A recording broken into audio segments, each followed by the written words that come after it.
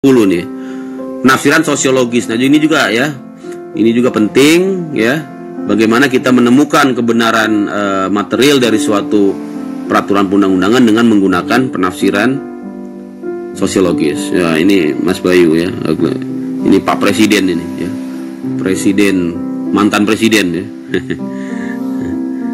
Masih nyimak nggak nih? Lanjut ya. Nah, ini perbandingan, ini juga ya. Nah, ini lebih ya, mungkin hampir sama dengan sistematis, tapi ini lebih luas lagi ya, perbandingan hukum ya. Jadi yang dibandingkan ini bukan hanya hukum nasional ya. Kalau tadi penafsiran sistematis itu hanya dari berbagai undang-undang ya, kita kita sandingkan ya, kita telaah. Nah, nanti ada yang penafsiran yang disebut dengan penafsiran perbandingan atau comparative law ya, comparative approach ya, comparative approach. Dan ini menjadi kewajiban ini kalau nanti nulis ya, minimal nulis master lah ya, nulis master, nulis apa namanya, tesis ya. Kalau tesis mungkin enggak ya, disertasi lah ya.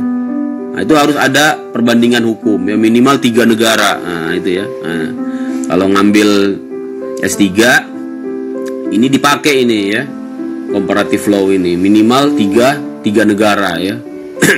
Misalnya kita membahas tentang pajak ya, bagaimana ya pajak di negara common law gitu ya, bagaimana pajak di negara ya sosialis misalnya ya, itu harus dibandingkan ya. Nah, itu contoh daripada metode penafsiran hukum dengan metode perbandingan. Wah, ini tambah ini nih ya, gimana lanjut? Terakhir dikit lagi ya, penafsiran doktriner ya. Dari sini kita tahu ya, intinya adalah dengan menggunakan doktrin-doktrin ya, pendapat-pendapat para ahli ya. Oke ya guys, teman-teman. Jadi ini penafsiran silakan dibaca ya. Analogis ya, artinya menggunakan analogi ya. Nah, tapi ya harus diingat ini penafsiran analogi ini ya. Nah, penafsiran analogi ini adalah apabila terjadi kekosongan hukum ya. Apabila terjadi kekosongan hukum atau kevakuman hukum, maka hakim ya dengan penafsiran analogis ya atas suatu ketentuan undang-undang ya ya maka dapat diisi oleh hakim dengan penafsiran analogis. Tapi apabila ada kekosongan ya, ini yang penting guys ya. Apabila ada kekosongan, karena kalau sudah ada hukumnya kemudian kita membuat analogi, nah ini menjadi tidak tepat ya. Jadi berdasarkan analogi, penafsiran analogis ini tidak dipakai. Nah, ini tidak dipakai di dalam undang-undang pajak. Nah, ini harus diingat ya guys. Jadi jangan sembarangan pakai penafsiran analogis ini di dalam undang-undang pajak ya. Bapak sebagai pemerhati pajak, apakah ada rencana ke depan penunggak pajak akan dipublikasikan agar tidak ada ini rahasia ya guys. Nah, data perpajakan itu rahasia. Tapi kalau dia sudah memiliki kekuatan hukum tetap ya, artinya sudah diputus bahwa dia penunggak pajak, kemudian ada sanksinya ya, diputus oleh Mahkamah Agung ya atau pengadilan pajak ya, maka dia menjadi apa, terbuka untuk umum ya. Pak Untung ya, mahasiswa ya Pak Untung ya.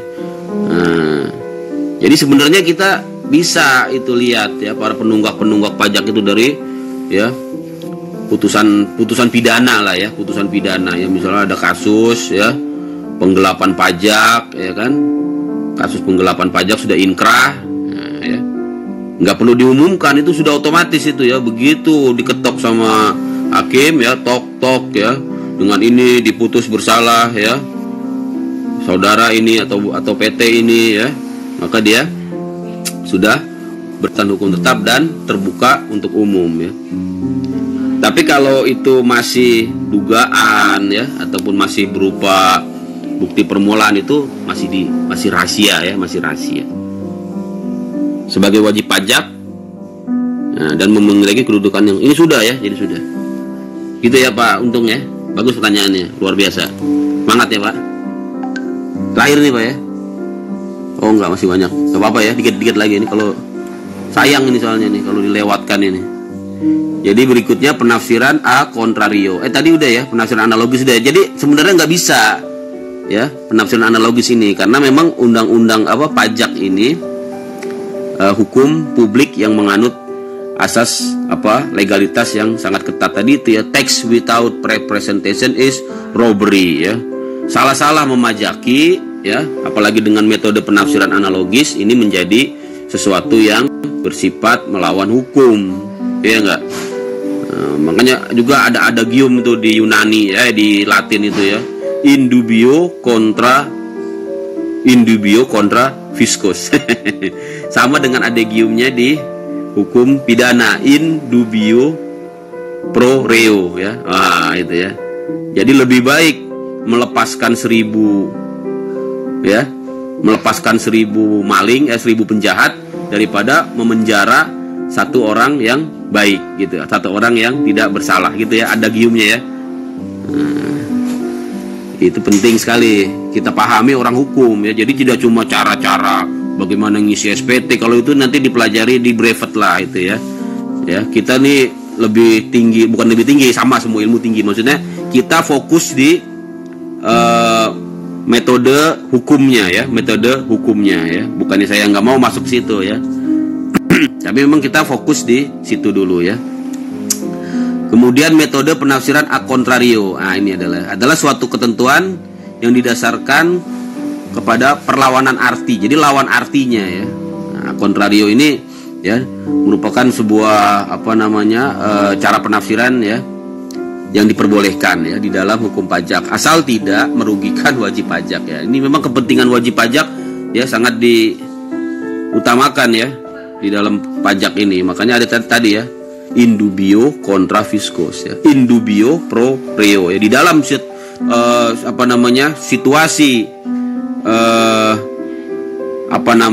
situasi yang tidak jelas suatu potongan undang-undangan, maka digunakan yang menguntungkan wajib pajak. Nah, ini dia guys.